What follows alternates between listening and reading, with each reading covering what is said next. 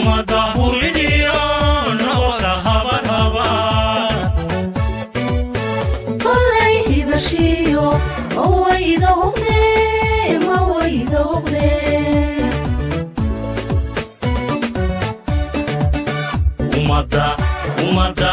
umada huridiyo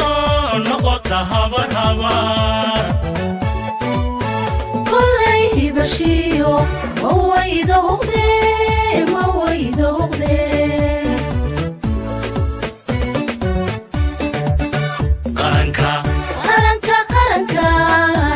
qaranka harsado qaranka haybada ku gamo qaranka harsado qaranka haybada ku gamo qaranka qulubta qura oo heli ka noqday haqura ka noqday qulubta qura oo heli ka noqday haqura ka noqday waxaa kaloo ilaahay ugu mahadnaqaa in aynu halka kale u dabaaldegayno calankeenna raggii u soo halgamay ay kuwa yihiin maxamed xaashi cilmi iyo anigu waxaanu aragayaa sanabta aasaasay waxaanu araggii buurtaase buuraxadbay waxaanu ay geesiyada calanka lagu sheegaya geesiyadii calanka u soo dagaalamay waa ragga weeye ragga halkan idinla fadhiya iyo ragga kale ee axsaabta ka mid ah marka dhammaanteenba horta dadkaa isku duuban ayaynu nahay waxa farxad noo annaga carruurtayada iyo carruurtoodii inay maanta heestii calanka qaadayso oo aynu iyadoo aan layna aqoonsanayn dowladnimadeennii heerkaa gaadhsiinay intaasaa farxad iyo wax ilaahay loogu mahadnaqo ah taasi intaasaa kaga baxayaan ta labaad doodani waxa weeyaan wax aynu qorinay dimuqraadiyaddu ma aha wax farajigu inoo keeno dimuqraadiyaddu dhiiggeenay ku jirtaayoo reermiyiga iyada dimuqraadiyadda reermiyiga ee la dooni jiray ee la wadaadisan jiray nin farajiya kitaab ka qoro wuxuu bixiyey dimuqraadiyadda reermiyiga pastoral democracy keliya waxaa jira waxyaalo imika cusub oo aynu qorinayno doodan baa ka mida caawa halkan aynu isugu nimid doodaha waqtiin dadka murashaxiinta ee doonaya inay u tartamaan madaxnimada dalka oo hogaamiyaan way isu yimaadaan oo way doodaan iskoodana way u oreeyaan weedinka arkay maraykanka doodii ka dhex dhacayay tii oo kale aynu doonaynaa inaynu imika dhanka ka dhigaynaynu qorino murashaxiinteena mudanayaasha ee ku mudan inay tartamaan in aynu isu keenno oo ay doodaan oo dadkii ay u telinayeen inta su'aala la weydiiyo ka doodaan oo dadkuna su'aala weydiiyaan waqtigoo lagu yar awgeed su'aalaha inta badan xagga annagaa weydiinayna xagga bilisaa laga weydiinaya anaa weydiinaya laakiin hadduu waqtigu inoo fasaxo waxaanu jecel lahay ragga iyo dumarkaba inaanu su'aalo dadka iyaguna madasha fadhiya ay weydiiyaan waqtigu inuguma filla qodobo badan oo barnaamijyadooda siyaasigaa ku jira oo ay ka mid tahay ilaa doorashada sida loo gelayo ilaa qodobada dhaqaalaha caafimaadka tacliinta shaqola'aanta cadaaladda nin waliba qolo waliba barnaamijkoodii taasi ugu jiraa kuwii baynu su-aale ka weydiinaya oo barnaamijkoodoo keliya iyagu ay horeen ee ay inoo dhiibaan keligii ku koobnaanayo iyaga laftoodii doonayna anigoo tartamaya inuu taladeedii ka qayb galaba inuu aynu su-aalo weydiino markaa su-aaladaynu iminka aynu bilaabayna markaa su-aalaha inta aynu bilaabin waxaa sheegaya waxoogaa iyagoo dhaqanahoo aynu ku dhaqmaynaan ii sheegaya oo weliba qolada maaragtay xaggan golaha iyo murashaxiinta su-aalaha haddii ay waqtigu inoo fasaxo tacliinta ama waxbarashada iyo maamul wanaagga iyo doorashooyinka nabadgelyada lagu gelayo saddexdaasaynu iska weydiinaynaa oo intaasi hadda waqtigu inoo fasaxo su-aalaha waxaynu doonaynaa in iminka markaa waxaan ku doonayaa kow su-aal si wala aynu weydiinayno tartamayaasheena madaxweynaha waxaan ugu talagalnay in kolba aan su-aal weydiino tartamaa markaa tartamaha waxaynu siinaynaa muddo 3 daqiiqo ilaa 5 daqiiqo ugu badan tahay inta u dhaxaysa inuu kaga jawaabo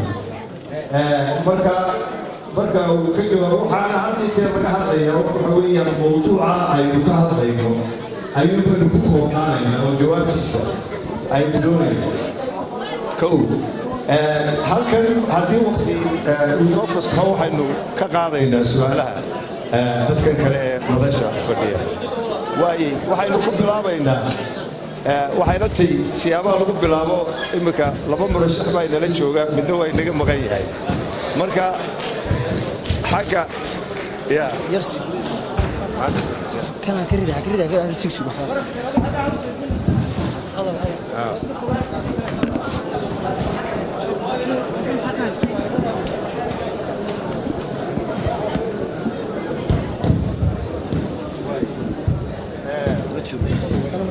markaanu bilaabaynaa su'aalaha bilaabaynaa su'aalana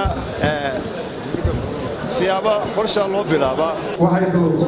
ku bilaabaynaa hal su'aalaha bilaabaynaa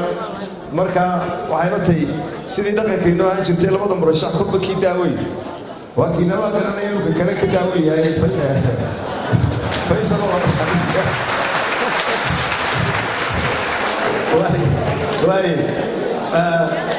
mudane faysal baynu ku bilaabaynaa su-aasha oo ka jawaabaya mudane faysal adiga u geedi maakifoonka halkiisaa fadhiya ugu geedi mudanaha mudane faysal su-aasha waxa weeyaan waxbarashada dadkeena aamusaas dhegeysan waxbarashada dadkeenu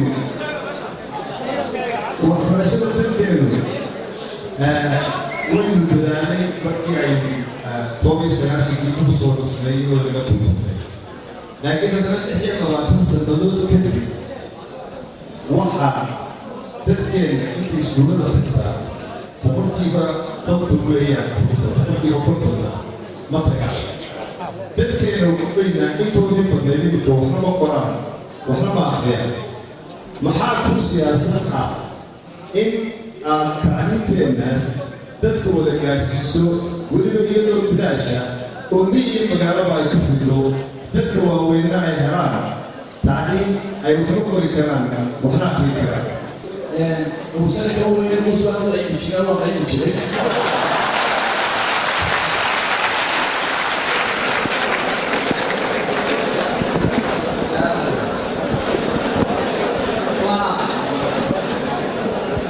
مدرسنا هي ركبتها ومدرسنا وأنا جامعة على سطح وأنا يسكي كل ما يسطح مدرسنا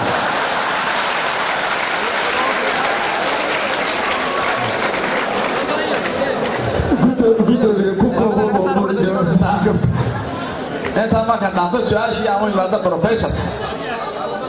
ورثا تعليمتي وأنا شوي يلو لو فريستا مقالة ساي عن بورا لو فريستا يعني شو تاجنا يلو حبلو المدة بكيرة لصوت أبطال أفر حبلو فيها كذا يبقى لنا صوت تاجنا ما تلاقي النادي المعاوية حبلية فجوة تتميان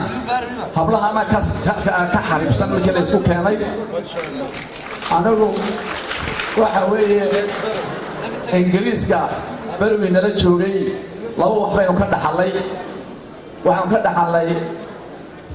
تعليم بيس أدقله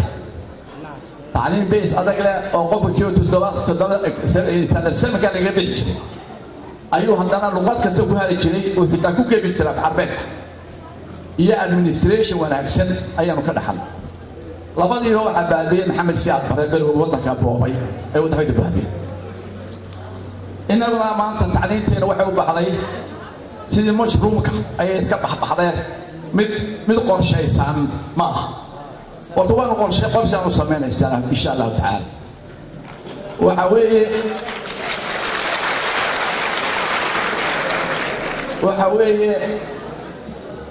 waxay ka bilaabantaa taariikhdu qoyska ka bilaabata ilmo ku dhasho ay ku dhamaysaa waxaan jecelahay marka oo horeysaba inaan carruurta kindergarten ku bilowno oo halka kindergarten-kiisa markuu gaaro 4 sanadood ilaa 6 uu ku jiro oo ku barta dhaqanka Soomaalida soo ay leedahay dhaqankeeni wanaagsanaa iyo diinta islaamka bilowgeedii baan doonaa insha Allah ta'ala waxaan jecelahay qof kasta oo reer Soomaaliland markuu 7 sano jirana waxaan jecelahay inuu aan u afargalayno inuu iskuul waxbarasho gala aan doonaa insha Allah ta'ala waxaan doonaynaa inaanu tacliinta Soomaaliland qof kasta oo reer Soomaaliland uu chance u helo oo meel ku koobnaane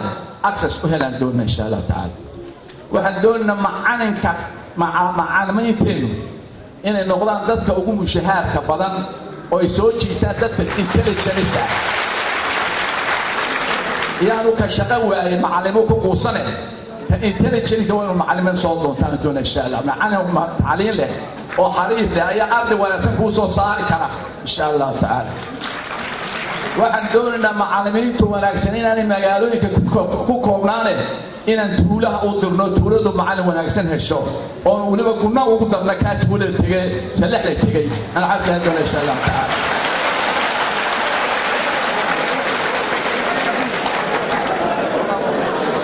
waxaan doonaynaa waxaan doonaynaa insha Allah ta'ala imaka waxay naga xun mikrofoonka muxuu inoo wuxuu yahay aqoonteed ma lihin wax faakeeshan isku ilma jiro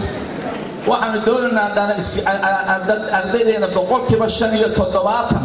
inaan faakeeshan schools u funaan doonaa insha Allah ta'ala 25 ay saan u tagaan baan doonaa insha Allah ta'ala waxaan doonaynaa inaan jaamacadaha aan siina lacag ay ku sameeyaan research ayaan doonaa insha Allah waxaan baar ku sameeyaan doonaa waxaan doonaynaa insha Allah ta'ala inaanu sameeyno qorshe caawinaya ardayda faqiiriinta ah ee isbixin kara carruurta faqiiriinta waxaanu siinaa waxa la yiraahdo conditional international transfer baan siinaa lacag baan siinaa oo qof kasta ilmaha yar ee family-gaas dhashay waa inaan $30 ilaa $40 siinaa qofkiiba siino si uu uga helo transportation-kiisa iyo buugaagtiisa uu ku iibsan doona insha Allah ta'ala waa conditional waxa la yiraahdaa conditional financial transfer waa cid aan isbixin karin baa weeye insha Allah ta'ala waxaan doonaynaa inaanu family-gii 3 hablood iyo wax ka badan ku dara inaan dhaqaalaha ka kabnaan doonaa si habluhu ay ugu bataan waxbarashada doonaa insha Allah ta'ala waqti aan way leeyahay waxaan leeyahay shirkaan leeyahay hadhow isoo dedejiyo waan baxayaa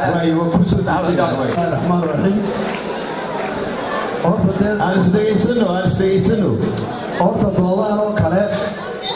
sidii dee u caadada caalamkaba waxa shardi ah marka hore in murashaxa la siiyo time kooban oo ku cabara barnaamijkiisa iyo fikradiisaba deetana dadku ay su-aala ka weydiiyaan markaa taa meesha way ka baxday waxaana haydee in la siiyo horta fursadaan isku cabiro deetana markaad dhegeystaan cabirkayga 5 daqiiqo aad wax naga weydiisaan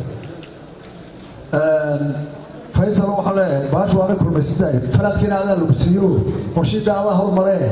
ilaa hadii waxa aad ka dawaynayo waa koobi bay noqonaysaa xagaan kaaga xidhnaayo inta kadib waxaan aad ugu mahadnaqayaa odayaasha inoo qabtay xafladan markii la ii sheegay dad badan way isweydiiyeen waxaan ku imid oo ku ixtiraamay xafladan waxay inoo qabtay dad dalkan ka mudan qadarin iyo xishmad iyo abaal badalkan ku leh labada oday ee caawa 3 nool asaasayaasha ee sanad halka ka jooga oo dalka naf iyo dhiig iyo waqtiba u huray professor Cabdisalaam Yaasiin Maxamed Xaashi Cilmi way saayaan وأنا وأنا كلامه قال كلامه وكلامه وحنا مقتول له على ذلك كقبان يسوي يقول وتلاقي ذلك هو البلد inay maantana tala dalkeeda ay ka howlgalaan oo ay xafladooda kala abaabulaan waa dal jacaylkoodii iyo waxa lagaga daran karo iyaga iyo ragga soo raacay la socdoona waa u mahadnaqaynaa aad iyo aad baan ugu mahadinaa kulanka noo yeelan waa sharaf iyo qadari intaa markaa ka gudbo awayaan xadgudbi tacliinta maxaad ka qabanaysaa keligeed isma taagayso caafimaadka maxaad ka qabanaysaa keligeed isma taagayo waxa weeye barnaamij si xidhan waa inuu noqdaa haddaan markaa si la yidhaahdo tacliinta waxaasaan ka qabanayaa xoolahaad ku qabanaysa xaggeed ka keenaysaa baa sistamkaad ku qabanaysaa xagu yaallaa baa ka horaysa marka waxay u baahan tahay in si kooban 3 minutes aan soo xidho barnaamijkayga iyo tana aan tacliinta ka hadlo kow doorashada maanta soo socota waxaa noqonaysaa mid taariikhiga 7 sannadoodina horta ahayn waxaan qabaa waa marxalad ka xasaasoo kuwii kaloo dhan waayo waxa caalamka ka jira ee inagu meersan ee xasaradaha ah ee siyaasadaha iswajiina dagaalada leh iyo ololaha colaada ee ka soo kacaya xamar doorashadan maanta waxay u baahan tahay inaynu u fiirsanno oo aynu helno dowladdeenu isaynaa inay noqoto mid adag oo inaga saari karta duruufaha siyaasadeed ee caalamka dowladdaasi loo helana xisbi adag oo sal ballaaran oo waayo aragnimo leh oo dadka maamulaya la soo tijaabiya dalka waxay u garanayeen xajcaladooda ayaa laga saari karaa Soomaaliland maanta ugu baahan tahay hogaamin la dhiiranaan iyo go'aan qaadasho ay kaga bixi karto duruufaha soo wajahan su-aashii waxbarashada way soo socotaa taasi anigu murashax kulmiye ahaa xisbiga oo ka waayaarna badan kuwa kale waxaanu haynaa barnaamij ka kooban 7 tiir layma siin jaaris aan ku hadlay laakiin 7 tiir badan dul maraya 7 tiir way isku xidhan yihiin hadduu mid meesha ka baxka kale ma dhismaayo 7daa in la soo xidhaaba loo baahan yahay kow arrimaha bulshada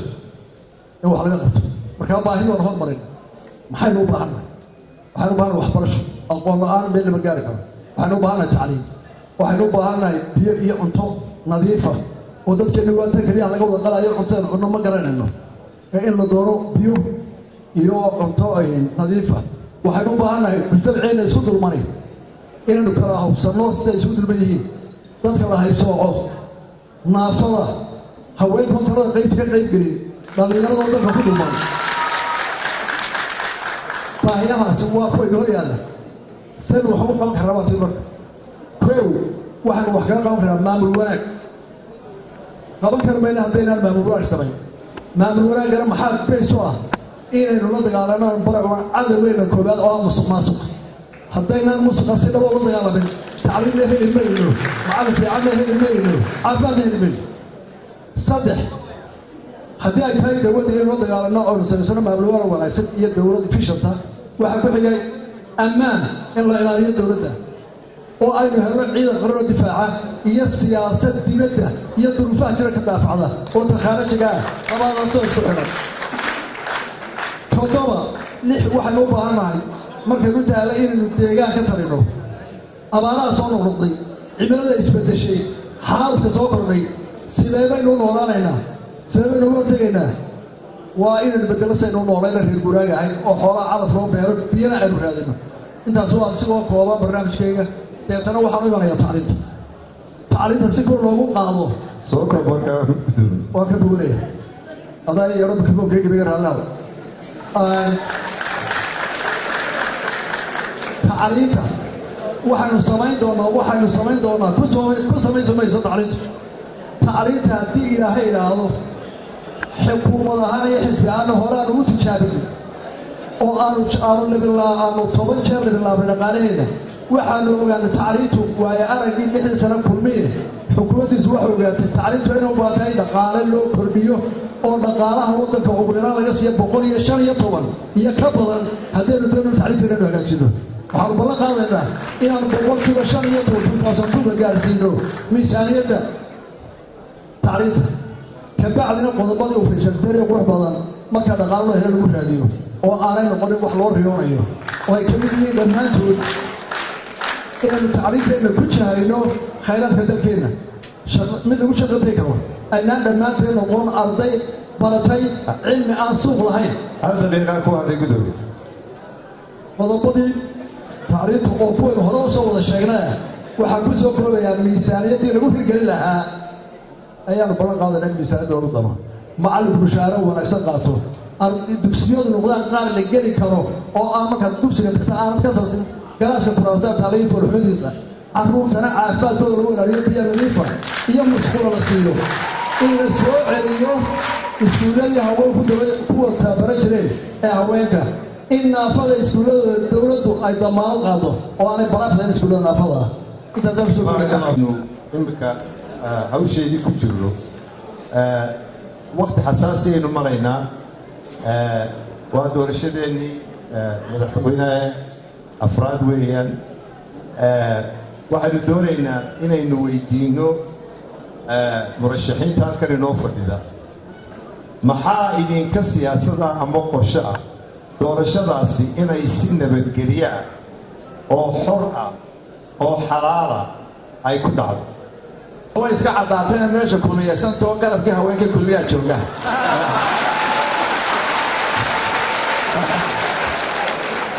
kabtaga faysaluhu inoo qurxinaya meesha waynu isaga dulqaadanayna taa markaan dhaafo horta inay bahal fiican inoo dhacdo nabadgelyi anugu horreeye waan bilaabayoo anigaa kala shaqeeya nabadgelyada iyo taageer dowladda wixii wanaagsan ay keento waana gacan ku siiya wixii qaran ee la yidhaaho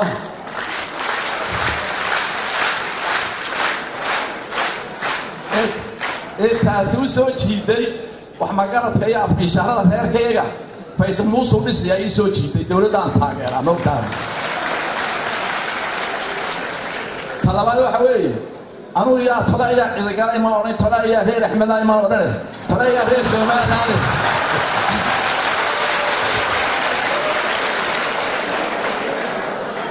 oo waxaan ku ordaa waxa ay weydiini sida ah platform baan ku ordaayo anigu wada Stanford ayaan ka hadlaa laakiin ma qabiilka ma buufiyo hadhow u qarxi doonaaye aniga tayada nabadgelyo inaan jawi wanaagsan oo doorasho lagu dhacdo oo cadowgeenu ka jabo oona is odhan habri waa islayna lagu soo qona websaydayaasha ayaan ku shaqaynaa marka waa laga daayaa qabyaaladda waa in laga joojiyaa dadka inta soo ag fadhiistaan xafladda qabanaysa timaadooda ka dhacday allay baday inantiina tacaayisi ninkuna sacabka u garaaciye waa in waxaa la joojiyaa wey taasaa keenaysa taa waa in la iska mamnuucaa wey markaa waa ina si nadiifa aniga waan aqaanaa waa markii saddexaad ee ordaba weeye geymka waan aqaanaa qoladan layligaa waxa weeye in la baro hawtu si loo ordo waa in la baraa in loo sameeyo waa maasanta gudoomiye muuse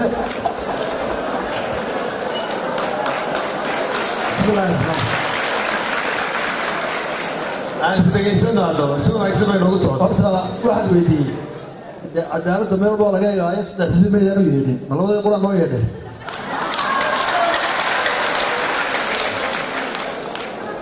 waayo dee waanada iyo malaa waan waraayne taa intaan ku dhaafee annagu haddaanu xisbiga kumiya nahay waxaanu ballan qaadayna amaama aljumhuur horena aanu ballan qaado iyo yarakaadi gudoomiye raalli ahow gudoomiyuhu arrinkaa uu sheegay qorshihii loogu talagalay madashan oo laydiin sheegay inay sii u socon doonto inu qaar mana qaban doono saddexda xisbi iyo saddexda murashaxba waa la ogeysiiyey kaalayaa layidhi marka xisbigii ka maqnaada isagaa sidiisa u maqnaada bay maqlaysaa waxa weeyaan waxaan ii sheegayaa qabanqaabadii halka loogu talagalay waa aragtaan saddexda xisbiba inay ka qayb galaan oo sidooda murashax yimaadaan oo dooda ka qayb galaan marka waxaa xisbiba ay naga maqan iyo murashax xisbigaa iyo murashaxa ay naga maqan iyagaa cudur daartay inagu maynaan joojin markaa saasaynu ku wadanaynaa wadiyaay inay doorashada nabadgelyo inoogu dhacdo dalku nabad ahaado kulmiye waa xilka koowaad ee qaranee saaran waa xisbul xaakimkii dowlad xukuumaddana waa tii kulmiye koobay ka tahay inay doorashada nabadgelyo ku dhacdo oo dalku ammaan helo haddii laga helo iyo hadduu helaba waa mas-uuliyadda koowaad ee nasaarada badan baanu qaaday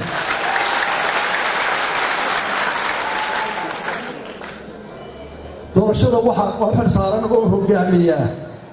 komishanka qaranka shuruucda komishanka qaranka iyo awaamirtooda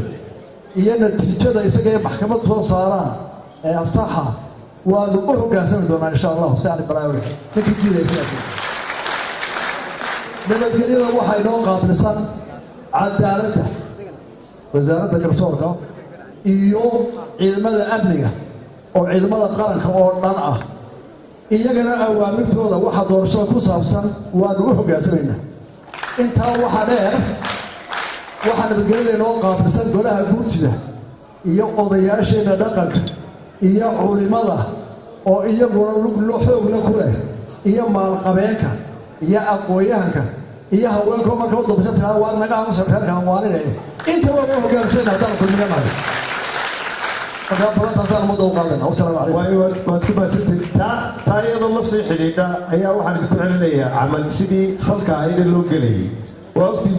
doorashada ka horreysay si wanaagsan oo qurux badan oo caalamka oo dhami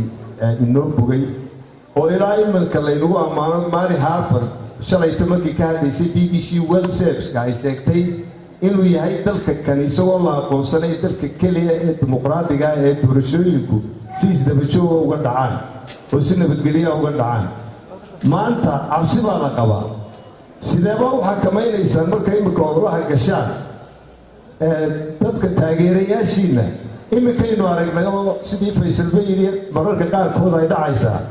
in meelo ay ka dhacdo in ama laydhaa calamaa laga dejiyey ama laydhaa xafiisyaa la xidhay marka sideebaad ugu ballan qaadaysaan dadkan ummaddan aad doonaysaan inaad madax u noqotaan aydin doortaan inaanay khalkhal nabaddu ka gelin inaydun xakamaysaan taageerayaashiinna oo marka olole iyo marka lagu ridayaba ay nabadgelyo ay ku dhaqmaan faysal بسم الله الرحمن الرحيم horta waxaan ku ila noqonayaa saaxiibkay nuuse wuxuu yidhi waxaa loo baahan yahay strong man baa loo baahan yahay leadershipkan adduunka laba strong man baa jiro midna waxaa yidhaha strong manka laga baqo oo kii afeenoo kale midna waxaa kala ixtiraamo respect the strong man marka strong man war loo baahnee mid aan laga biqinoo dadka deldeline meel la ixtiraamo ayaa loo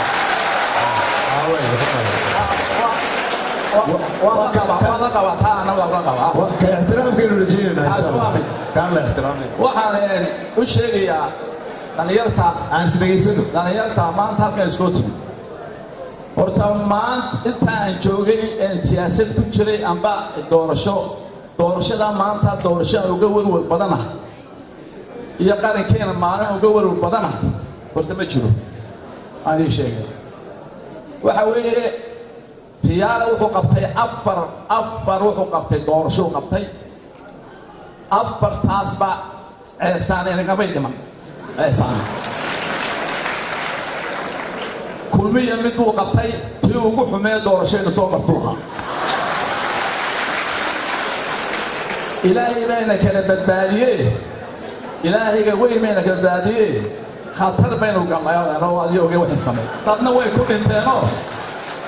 xaqsoon intii ka dhimato waa garanaysaa caabada axmed oge maantana waxa weeye nabadgelyada maantana gacanta waxa ku haya cabdiraxmaan iyo waxa ku haya muusa ku haya waxa ku haya nabadgelyada dowladda ku haysa dowladdii waxa weeye iyadoo weli meeshii joogtay iyo la safatay muuse waxay siinaysaa baabuurtii dhiijigii baa ordaya wasiirkii baa ordaya caddaani baa ka hadlaya tiifiyadii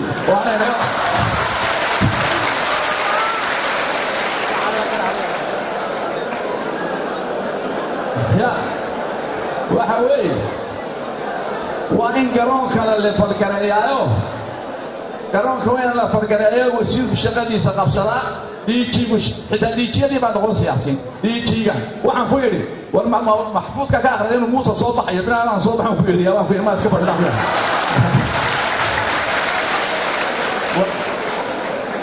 adigii xisbigaagu waxa weeye aniga xisbigaygu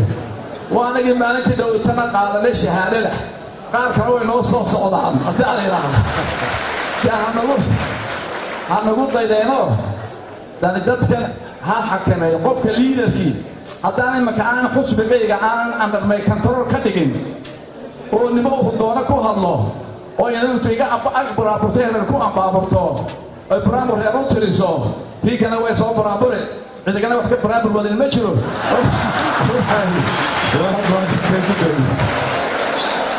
marka waxa weeye waxaan ballan qaadaya waxaan ballan qaadaya inaan xusbigayga xubnaha xusbigayga ee madaxda ah iyo taageerayaashayda inay sharciga ilaaliyaan oo nabadgelyada Soomaaliland ka ilaaliyaan wax khaldan gala heerkaygana inaanan buuxin يا أبتياشي من بوحين ما إن شاء الله تعالى ما أسألك إن شاء الله تعالى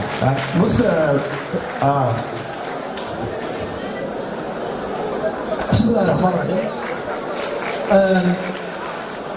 doorashooyinkii wanaagsan baa inoo dhaceen aan isdhegaysano markaa doorasho wanaagsan baa kuwii hore inoo dhacay baa tiri tanna waa inay sidoo kale noqotaa boqolkiiba boqol baan kugu raacsanahay doorasho wanaagsan sida inoogu dhacdaa kow dadka mikrofoonada haya oo imika fara badan ama ka hadla miidiyaha tviyada iyo baaraan kale la aqriyaba waxaan u baahan dhammaanteen inaynu dhan uga soo wajeedsano inaynu nabadgelyada ilaalino oo doorasho nabadii inoo dhacdeed ka wada qayb qaadano dadku si mas-uuliyadda u kala weyn u kala hayaana xil gaara ka saaran inay dadka ku hanuuniyaan ku amraan ku tusaaleeyaan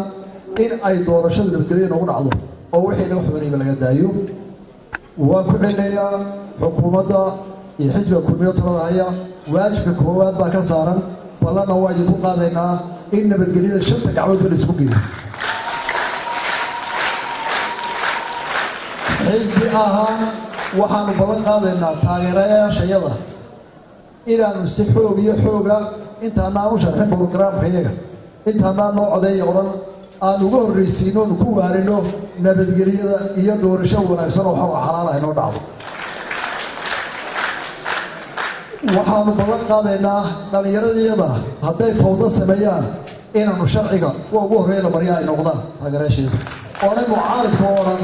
mucaaridkii baa lahayaa la qabsaday kuwii lama qabsan xisbi kulmiye haddaba mikrofoon caalamkuna maqlayaa jira taageeraha kulmiye ee ku xadgudba shuruucda doorashooyinka ama amnigu tusaalu u noqonayaa xisbiyada kale waa ku gacan horeynaynaa si aan nabadgelyadu ilaalino waxaanu taa ku daraynaa inaanu u dhegan nuglaano cabashada mucaaridka cabashada halkan ay ka soo jeedisay ee ah inay dowladdu xisbiga kulmiye iyo murashaxooda ku taageerayso waxaanu ka ogolahay wixii sharcigu noo ogol yahayna inaanan naga cabanin wixii sharcigu aanu ogolayna aanu qaadanno wixii dhaliilaanu galanu ka garawno maalan sharcigeennu wuxuu dhigayaa qofka ku yimaada siyaasad xil wasiirka madaxweynaha golayaasha la doorto ee baarlamaanka iyo ay ka mid yihiin dowladaha hoose waxay ku yimaadeen siyaasad iyo xisbi lama magacaabin shuruucda dimuqraadiyadda iyo dastuurka iyo xeerka sharciga ayaa siinaya inay xisbigooda u oleeyaan ila waaba shaqadoodii meesha ay ku yimaadeen lama soo mahaygareen waxaanu ka garaabaynaa civil servantku sida sharciga dhugaya inaan shaqo ku lahayn inay odhan karaan waxaanu kula ogolahay inaan hantida qaranku ay dhexi noo tahay ee aan lagu gelin haddii aanu ku gafrayno wixii ganaaxiyo wixii hawleen ugu dhacay aanu ku qaadanayno garushii aanu ka bixinayno waana weliba xakamayn doono mucaaridkana waxaa laga rabaa inay runa sheegaan oo aanay noqon hasha geela cuntee cabaadee iyaguna sidaa sharciga dhinkooda u ilaaliyaan sidaasaynu ku helaynaa waaye gudoomiye su-aal microfonka u daa gudoomiyaha su-aal gudoomiyaha u gaaraan weydiinaya halkaasaan doonaya waxa weeye waaye inagu horta ma nihiin ummad gaara adduunka wax la qaybsanaa adduunka standard baa jira dowladnimada waxa weeye laba system baa adduunka jira system waxa la yidhaha parliamentary system waa kan ra'iisul wasaaraha leh marka ay baarlamaanka systemku uu doorashada galo wasiiradu way iscasilaan xilka waxa loo dhiibaa dhiijiyaal iyagoo xil haynin ayay MPyo u soo dagaalamaan u soo doorashada gala marka ma jiro wasiir isagoo awoodi leh tartamiya oo eraya u ordiya doorasho ma jirto adduunka ma jirto midna waxa weeye president system waa ka Mareykanka keenu ka weeyay waa aragteen Obama iyo Trump iyo wasiir akbariye ma joogin waxa weeye waxa ordiya waxa weeye candidate madaxweynaha ordiya marka sharci siinaya wasiir inuu president candidate uu barbar galo adduunka lagu ma arag waa inuu keligii ordaa ما ها إنه باوركي كعيستو إنه وسيب وحوي الدولة دي بوش غيره وين شغال يصير قارن كايا بارمان كما قد نمغاتو بارمان كو حورنا يا نك قف بارلمانتيريان كي وإن صدق بلاد هوتي بارمان كلا درا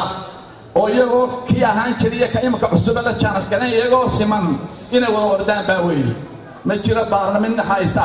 nin wali baarlamaankii ah oo la tartamaya haddana nin aan soo baarlamaanka ahayn maaha wala la farqareeya cadaalad waxa weeye saddexda musharaxna iyo ku xigeenadoodina waa inay keligood ordaan lixdoodu baarlamaankuna waa inay iyago midna baarlamaantari ahayn oo ay wada yihiin civil citizen waa inay wada ordaan marka wadadan ay marayaan Soomaaliland waa protocol way baasantay gudoomiye yeeli mayno inuu wasiir lacagti cashuurtiyada حسب وكل شقين يعني أنا لا تهتمي يلي من وقاطعنا. تاسي دكاننا واحد سؤالها قدومي موسى كنا قدومي موسى سؤالها أنت القرنك سيف تلفزيون ده هيو والباهينته إن لو سنادو أي سدح الحزب سنادان إنه هلال عدالة كوجبته arrimahan kale imika uu tilmaamay muusana ee wasaaradda maartay imika kulmiye kamid ah iyaguna orana galaya lafteeda dhinaca kulmiye ka yihiin way u madax banaayeen inay xisbi galaan laakiin hawl bay hayaan caamaho dadkii ka dhaxaysa bal labada arrin jawaab shaafiya naga sii way saxanta horta waxaan ku kala baxnaa waa sharcigeena doorashada iyo dastuurka xeerka doorashada wuxuu dhigayaa saddexda xisbi waxay u simeeyeen hantida qaran haddii xisbi uu tirsado in lagaga xadgudbay xaq wuxuu leeyahay maxkamadda u gudbiyo dacwad halkaas ka taganahay wixii xeerkeenu qoraya ugu dhaqmo oo haddii qofku wax tirsado xaq u leeyahay inuu dacwado ana waxa sheegan ka galaabaga haddii sharciga qofkaas uu soo tago tan kale wasiiradu waa siyaasiyiin waxaanay u ordayaan xisbigooda iyo barnaamijkiisa ay daafacayaan ee qof ma daafacayaan dowladda kulmiye xukuumadda dhisani waxay ka soo baxday barnaamijka xisbiga kulmiye haddana waxa la ilaalinayaa waa xisbiga iyo barnaamijka kulmiyana ma aha xisbi kursiga u gaaro deetana tuuro oo nin intuu kursi ku doodo uu ka cararo ee qorshihiisu waxa weeye xisbi ka balaro boqolaal sano jira markaa sharciga u diidaya inuu wasiirku aanu ololaynin haddii aad uu soo helo Faysal maxkamadda anaga uga markhaati furayna laakiin waxa weeye wasiirku hantida qaranka uu hayo inaanu ku ololaynayn dadka dhex u tahay marka Faysal waxaan leeyahay soo hel sharci oranaya wasiirku barnaamijkii lagu doortay wasiirku waa golaha dhexe xisbiga barnaamijku wax ka qoray asaasi xisbiga waa si aad ugu daysa barnaamijkiisa dowladda daafacaaliga ma daafacay واي قدومي سؤال قدومي فيصل هذه فيصل هذه دورسو سحر وحلال ينوغو دعضو والله قاعد بحال يليس بسم الله الرحمن الرحيم داريga in aniga taay weydiisay maana hore la iga horan ogolaadeen hore la weydiiyay ma iga weydiiyay aniga waxay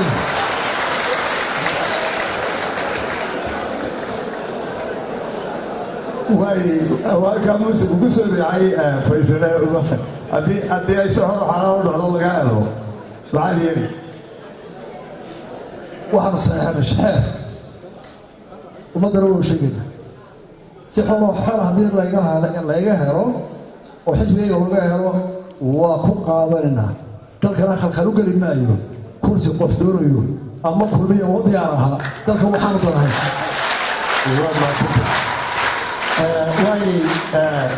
waxaa inoo hadhay 10 daqiiqo markaa waynu soo gabagabaynaa iminka haddaba waxaan doonayaa inaan hal su-aalood idinka weydiiyo maamul wanaagga dabeedna 2 su-aalood aan ka qaado qolooyinka waxayna tii mar haddaynu ku talagalay inaynu dhowr madaloodoo kaloo kuna qabsanno way soo noqnoqon doonaan su-aasha maamul wanaagga ku saabsan waxa weeye waxaa xaqiiqaha somalilan in ay dal hodana tahay dad iyo dunyaba laakiin haddana dal imika saboola ay tahay halkaasina ay dhigtay saboolnimadaasina ay dhigtay maamulka siday isu maamulayso 26 ama 17 sannadood ugu dambeeyey turkigu 11 sannadood ku noqday dhaqaalaha 16aad innaguna 17 sannadood baynu weli halkii taagannahay waxaana inoogu wacan waxa weeyaan waa maamul xumo weyn maamul wanaag waa wax la isku raacay in dadku hore ugu maro maxaa kaaga siyaasada idinka siyaasad ah inaydu dalkan maamul wanaag daacad ah oo hoos u daadega ku maamushaan faysal bismillaahi raxmaani raxiim horta imanka maamul markaan sheegno waxa qabadkii dowladda riyaale iyo dowladda kulmiye waxa qabad badan dowladda kulmiye laakiin maxay saxalka gabacana u kaadeen Allah kare waa kuwa xagaaga weey aan sentence dhameysay laakiin waxay ku baabaadeen maamul xumo maamulka waxa weeye anagu waxaanu samaynaa kow hadma idin sheegi anagu horta ma samaynayno dowlad magaalada saaye ee farabadan waxaan samaynaa dowlad yar oo technocratic oo aqoon leh baan samaynaa insha Allah taala laba anagu beela wax ku qaybin mayna aqoon baan ku qaybin insha Allah taala aqoon saddex anagu dadka ma oranayna authority-ga ku xoogsada ila military ila police وشهاب كفلان أيام سيننا إن شاء الله تعالى سو كرسي ليس شغال سوي إلى الشروط أيام سيننا إن شاء الله تعالى وحنا سمعنا قد إذا يا مونترينغ كوميشن أو سنة كيونا إكتا أو إلى لسه هيئة أو في بورصة صارتا أو تلاها وزير هلالي وزير هلال مولهين أو يدي وقارئ كيسي جتي أيدي وحنا كسر قارئ أو إلى لسه كنا قنوا ريكومنديش كذي يوم سمعنا إن شاء الله تعالى check and balance baan sameynaa insha Allah taala oo maanta aan jirin zero tolerance oo corruption ayaan baabiinayna insha Allah taala abyaaladaan aas maxaa intaasoo keenaya cadaalad baan keenaynaa la ilaaha illa Allah taasaan ku keenaynaa insha Allah cadaalad taasaa dadka deeqaysa cadaalad barakallahu fiik waanu baabiinayna qabiilka structure خيره ربنا بابينا سيتيس الشباب سمينا انت تقارن ما سمينا ان شاء الله تعالى وقف لو شيء اقول تيسا وحلو شيء سمينا ان شاء الله تعالى تاس ترانسبيرنسي ما سمينا لو حنا سمينا عدالة ما سمينا وفكي وحنا عن كانوا شارينا سير كتاب ان شاء الله مصلح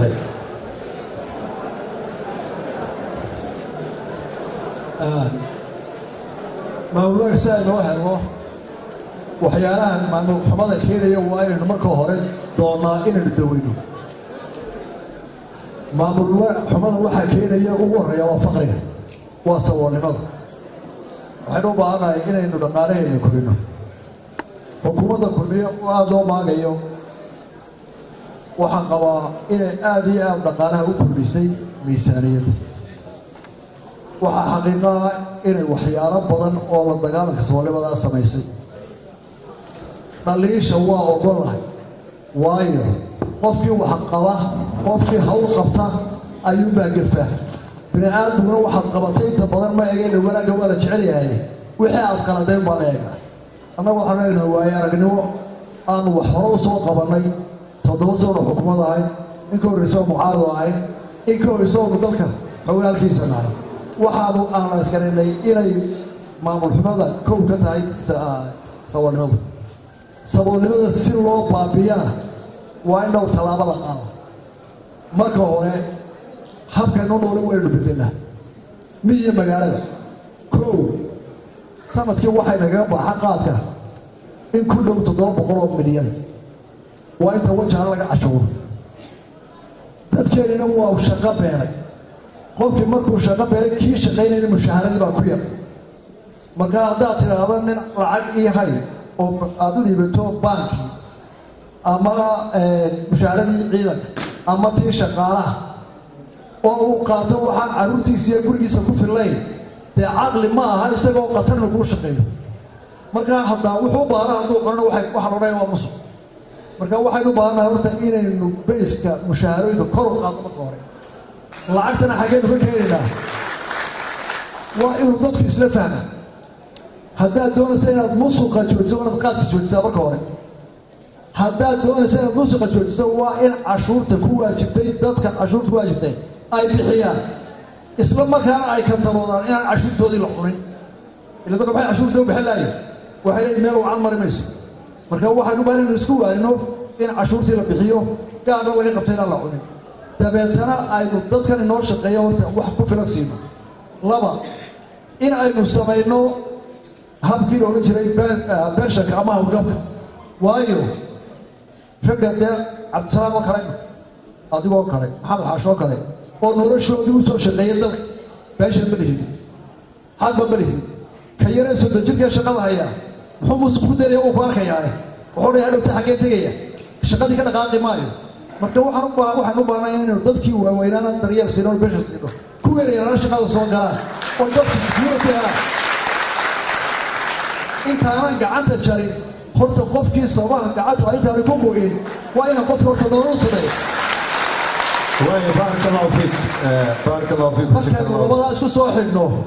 waxaynu qaadanaynaa in waxa musuqa la yidhahdo dagaalka u weyn aynaan midowga dul qaadan kiisa yar iyo kiisa taanka musuq lacagtu maaha waa waktiga waa shaqada musuqa ugu weyn nagu dhacaa maaha lacag waxa ka sii daranka shaqagelinta ee inanka isagoo kalaaskii eeya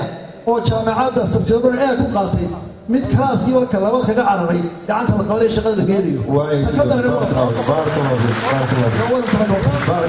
iminka waxaynu siinaynaa hagga mikrofoonka geeya dhallinyarada meelay oo hablaha aynu ku bilaabaynaa hablahana waxaynu inantii ugu horreysay gacanta taagtaynu siinaynaa inamadana mar baynu siinaynaa markaa su-aaluhuna saddexdii mawduucun baad ka hadlaysaan tacliinta iyo doorashooyinka iyo maamul wanaagga hablaha gacanta taagay hablaha weyn u taagan inay u tartamaan kursiga ee doorashada Soomaaliland ee madaxtinimada inay dhammaantood marka hore si wada jira ay gacmaha isu qabsadaan marka labaadna ay talada dalka aanay ku wadaagin yubaha jawaad iyo maxay isku muuqasho u arkaa ee markood inay ka shaqeeyaan nabadgelyada Soomaaliland mar labaadna ay dalka u soo jeestaan si ay u dhisaan waxa horta ugu foolxumo ah inay dalku madaxda halka laga arkaya ay muraayadii sidaa darteed waxa wanaagsan marka hore dadku inay soo hagaajiyaan iyagu mar labaadna su-aashaan weydiinaya sidee ayaad ku tartamisaan inigoo maxay tahay midkiinba midka kale u hayo maxay tahay cararxumo ama maxay tahay aflagaadeen su-aashaada oo ku koobnaato mawduucyadaynu ka hadlaynay markaa sidaa darteed doorashada sidee ayaad ugu qayb qaadan karaysaan inaad ku guulaysataan mid nabadgeliyo oo adag ay ku dhacdo ay ku dhisanto qaran wanaagsan iyo maamul fiican oo muraayad fiican laga arko waa mahadsantahay soo koobaya oday inanta su-aashayda haddayda idinkiiba cod tihiin oo midba mid cararxumo haya sideeba dalkana hore u marinaysaa cadigana uma daafacaysaa saa ma ku soo kooba horta annagu cararxumo isma hayo cod lama lihi dadku way nagu dawaqaan weliba dhallinyarada waxaa la nimankan xisbiga ku jira ma col baa ma nabad baa soomaalidu waxay tidhaahdaa odaya islaantiisu colla ma aha nabadda ma aha berta aniga faysal oo xisbigeeduna arkin haddana Britania ma keen muxuu ahayn eroo muslim war hadda way soo xariir horta waxaan isku haynaa waa wax yar oo basiida waxa weeye Somaliland bal baabuur ka soo qaad wanaagsan oo si wacan taagan oo la doonayo in wadada laga saaro waxaan isku haynaa ana darooda ka badiya iyo ana ka badiya ana ka fiican iyo ana ka fiican xukunkuna waa gacantaada warqada ka tuugayso wax alle waxaan isku haynaa bajiko kale وهرش هو كاغا فيعان يانا كاغا فيعان حسبنا قرشه ورسن يكرا قرشه ورسن رجل واحد وصاحب كنت سنه افرت سنه تقدر تقول جوجي oo habeen walba wada jooga oo isdhex jooga kaftamaya waxa walaadana ma abuuro isbeel ma abuuraan dhalinyarada abuurta anaga ninna laga maqal mas'uul oo xisbiga oo war colaada abuuray waxa abuura dad shaashadaha aan xisbiyada inta badan ahayn laakiin shaashadaha isku buujiya wallahi inaan dhacay anagoo reebada anagoo kooxdaasa nin afkiisa laga maqlo xisbiyada ah laakiin waxa weeye public-geena ayaa waxa badankeeda abuura waxaan anu kugu celinayaa iyagoo oran afayeen inuu wadaasha xisbiyada oo dhan inuu dhow wada jeceliyo Soomaaliland oo hagaagta idinkoo mustaqbal wanaagsan heena nin walba uu taan raadinayo taa ku musada way Faisal gudoomiye Faisal tani waa habsaamay oo meel baliga suuliye waa gudidii aad loo ognaay laakiin noo sabiro waa dhamaystirayna gudiyaano mid waa ii sheegay horta ninkii saaxiibka Cabdiraxmaan wuxuu baxsaday meesha kulmay badan baa yimiyo amba hadaan ogayn garabka haween kulliye jooga maari maade ayaa uu leeyahay inta ma ka dhaafo horta mid baa ii sheegay doorkii way lama way soo doonteen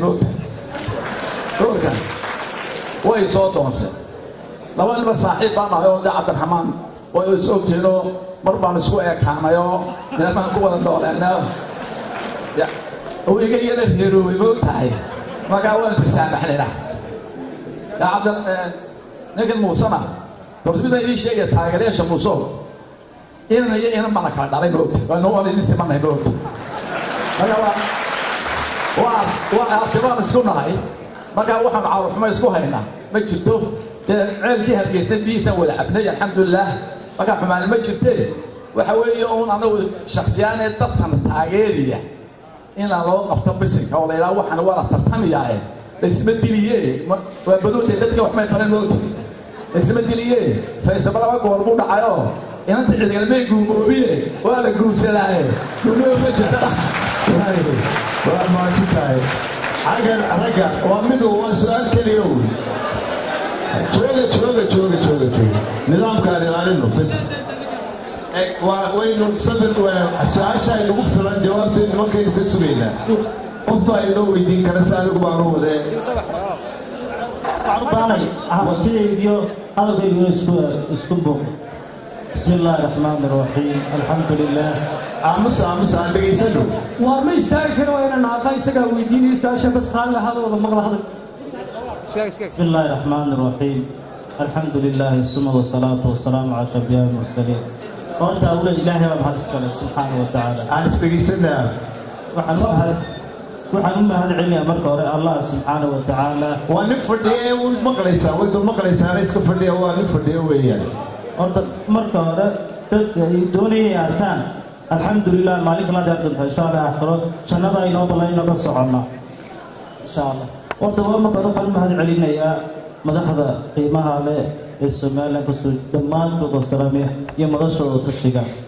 واحد سلامي يا فيصل يا مصبيح أنا أقول لك سؤال بنك هذا يا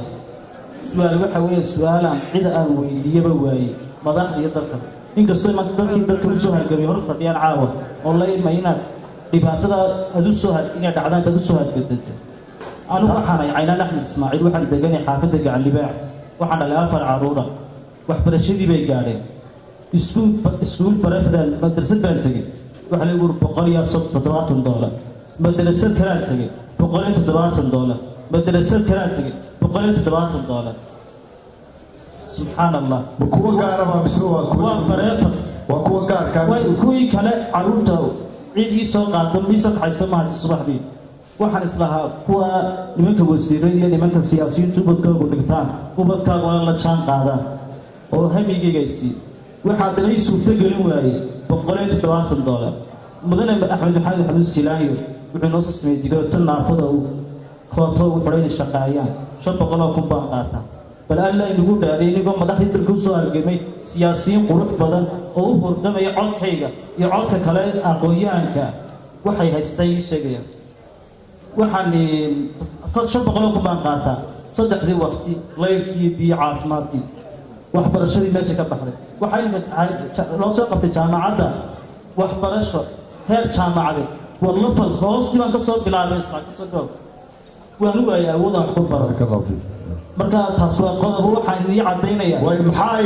su'aashaadu waxa weeyaan anigoo naafa oo caruurta ah ayaa sideeba aan qoladiina murashaxiintii halkaas aan taaganahay caruurta igu diryeelisa iyo anigaba aniga oo shakhsiyaan caynaana iyo dhammaan qof kastoo naafa qof kastoo danyara واي سؤال الله بارك الله فيك تاسو كوكو سؤال الله واي راعي واي سؤال الله waxa dhagaay ka badata dimuqraadiyad waxa Muuse bixiye Faysal Ali wadaga weydiinaya dimuqraadiyad qabiil ma qabiyaalad iyo dimuqraadiyad maxaa ka dhaxay assalaamu alaykum warahmatullahi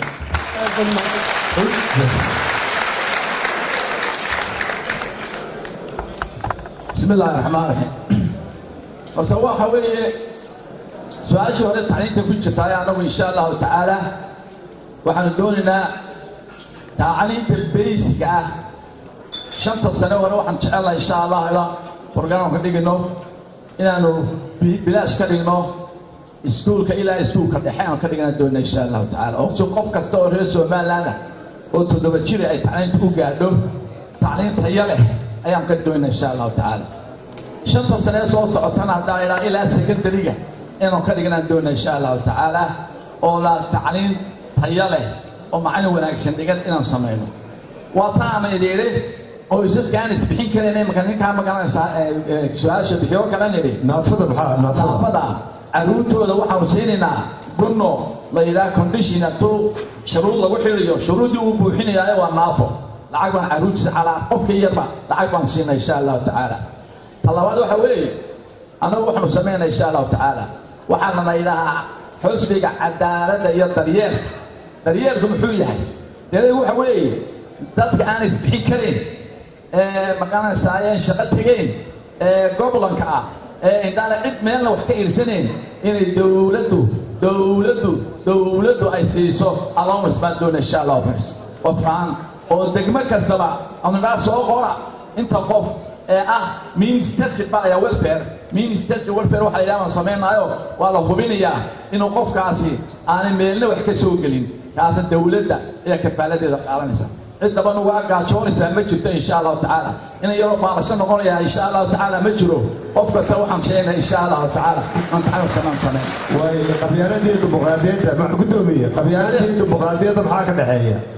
ay isugu qaseen waxaan ku yidhi dimuqraadiyaddu waxay ka tahay hab dawladnimo iyo qabyaalad baan meel la wada gelin qabyaalad iyo dawladnimo meel ma wada galaan dimuqraadiyadda haddii qofku waxa weeye inuu qof kastoo foodkiisa xaq u leeyahay inuu doorto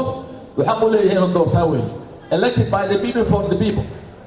laakiin waxa weeye qabyaaladdu iska daa dimuqraadiyadda dawladnimaday dilisaayo waa tii Soomaaliyeed baabiisay waataynu ka dagaalanay maanta halka ayna keentay ihmalayda baabisa way qabyaaladu kuma leh modern society-ga ila maanta nabi maxamed shacaleeto salaam diinta introduce gareeyay qabyaalada waa la suuliyay Soomaaliland bay ku hadhay inaga suulin insha Allah waa qabyaalada waxa la suulin dhufto waa uu dib gudoomiye Muuse وانا سؤالي وين إيه نوصل واتي وقدم بيسي سيسرف له أيه نو حرمينا هاتي علينا كون هو نوبض ناريا ماركتي قوياشا أي نو كل دول إنه نمك كان مركا نوصل هاتي علينا موسى واي أرضنا كل بياها ما نلعنا وحصا سان دورنا سان دورنا وحولنا وحنا وانو قبلنا دليل شخص هو يكسب بحضي سيدنا وأصحابنا أريد تعليمته ونكا نافذ كهذي هي حالة نافذة كل kulmiya wuxuu bilaabay daryeelka naafada iyo la shaqageeyo iyo ururooda la sameeyo haddii ay gaari weyday halkii la doonayana waa binow waana la sii kordhinayaa waddadeedii baa lahay tacliinta xisbiga kulmiya xukuumaddu markii ay bilowday waxay ka dhigtay bilaash dugsiyada hoose ee kuwa dhexe dhaliil baa soo baxday waxaa la yidhi tayadaba hoos u dhacaysa hadda waxaanu gelaynaa inay tacliinta tayadeediina kor loo qaaday iskuulladii bilaashka ahaa oo lala tartamo kuwa brifetka ah kuwa sekondarigaana laga dhigo qorshaheediina hore aan idiin sheego maaliyaddaan ugu daraynaa 15 marku cabashada adugu aad sheegtay waa gar adiga keligaa ma aha qaar laxaad qaba iyo qaar kula mid ah iyo qaar kaalinta duruufaha ka adag baa maadalkeena ka jira waxaynu dhisaynaa waa mujtamac aynu ka bilownay shalay adiga markaad waddada maraysa gaadhina aad haysan naafana aan lagu aqoonsan meel aad ku hagaagtaan aan ahayn shalay baynu joognay oo aynu ka soo tacabgallay innagoo ismaqalla oo kala dambayno cashuur bixinno waxaynu wadnaa dhisme waanu xanuun badanyahay waktina wuu qaadanayaa anigu jannada siyaasiyiinta qaarkood hayaane birta la galaya ma hayo laakiin waxaan hayaa waddo aynu ku socdo inaynu xoojino ah markaa dugsiyadii bilaashka laga dhisayna tayadoodii kor baan u qaadeen miisaanad baan u kordhinay macallimiinta mushaharada 25% baan ugu darayna percent waayo waxaa la ogaaday macallinkaa joonaya oon mushaaharo qaadan askar ardayna soo saari maayo dhaqaalaha halkii laga soo saaray waa kuu sheeg waxaan ku ballan qaaday inaynu tayada brifetka kuwa publica ah kor qaado 5 sano soo socda brifetkana xeerar lagu xakameeyo la soo saaro oo ninku intuu doon aan lacag dadka qaado qabyaaladii dimuqraadiyadda seebaa loo kala duwaya oo la isugu dhufteen waxa way isku qasbaysaa waayo qabyaaladdu waa wax jiro runa ilaahay baa quraankiisa ku sheegay dadka way la socotaa magaca u bixiyo ummadda oo dhamina caalamka cid kasta oo meel joogta qabyaaladda weynaada qabyaaladdu waxa way dad wada dhashay oo isku abtirsan ama meel wada laakiin caalamka iyo dadka hore u maray qabyaaladda uma isticmaalaan inay isku dilaan iyo inay ku coloobaan iyo inay ku wada shaqayn kari waayaan iyagoo wada dhashay bay qaataan talo ka dhexe oo heshiis ku yihiin oo la yidhaahdo talo wadaag haddaad doonto dimuqraadiyadda u bixi dimuqraadiyadda lafteedu hadday xakamaha aqoonsato qabyaaladda way ka xumaataa hadday xakamaha aqoonsato dimuqraadiyaddu sida meelaha qaarkood ka jirta iyo waxyaalaha ka jira waxaynu doonaynaa dimuqraadiyad ku salaysan dhaqankeenna iyo diinteenna aan ka xadgudbin waxaynu doonaynaa qabyaaladda sidii rasuulku u reebay calayhi salaatu wasalaam inaynu u reebno oo aanay noqonin mid aynu isku xumayno ee ay noqoto un litacaarafu keliya aayaddaa quraanka aynu korcana qabyaaladda naga waajibsan kuna socon kari mayno dowladda ku dhis kari mayna qabyaalad waayo qabyaaladdu way kooban tahay meel gaab bay fadhidaan waayo baarakallahu fiik waynaynu u gudubnaa heer ka sarreeya qabyaaladda waayo baarakallahu fiik shakar laakum waxaynu aad iyo aad ugu mahadnaqaynaa horta marka hore idinka jamhuurkiinan wanaagsan ee ka soo qayb galay doodatan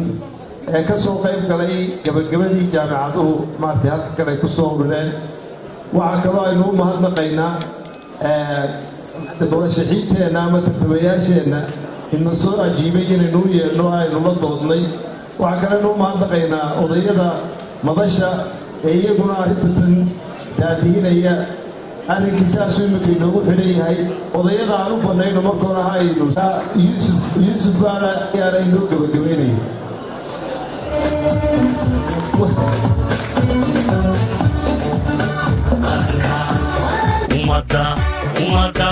ummadda huridiyo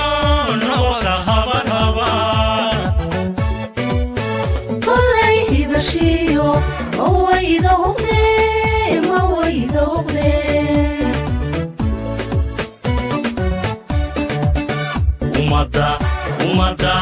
ummadda huridiyo noqota habarhabar kollay hibashiyo mawayda hugne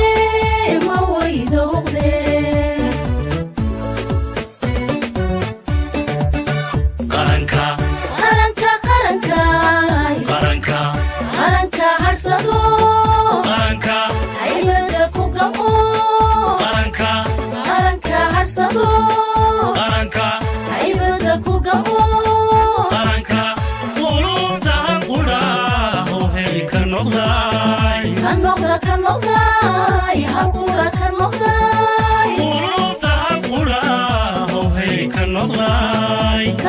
ka noqda